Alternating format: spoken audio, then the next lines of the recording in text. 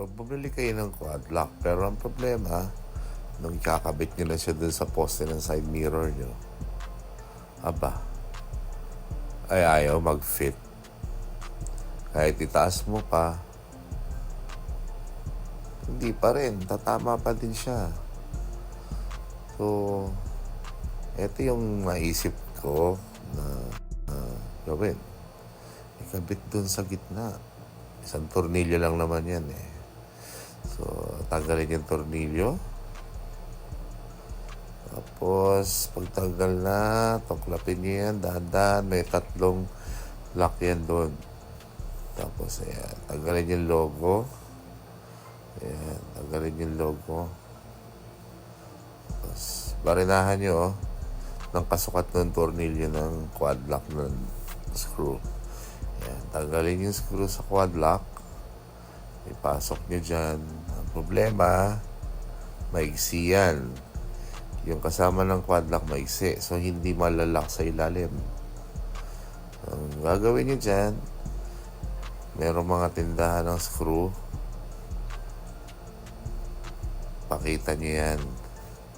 Sabihin nyo yung mas mahaba. Yan, ganyan. Tapos, shoot nyo yan dyan.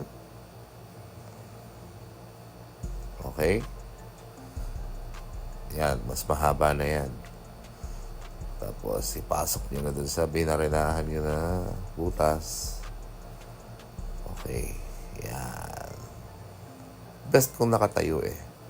Yung push. Yan. Tapos, ikot nyo na yan dyan. Yan. Pasok na yan. Kakapit na yan. Okay. Kita nyo. Yan yung position ng push siya. Nasa taas. Kasi pag sa baba, tatama eh. Ayan na.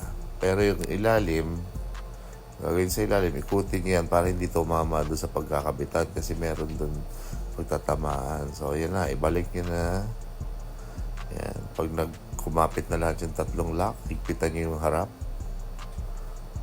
Okay. Tapos, yan. Ikabit nyo na yung phone nyo. Yun yung kasama eh ng quad lock eh. Okay. Basic. Oh, di ba? Pogi. Hindi na siya nasa kaliwa. Gitna na siya. Yeah, subscribe for more Moto DIY. Thank you for watching.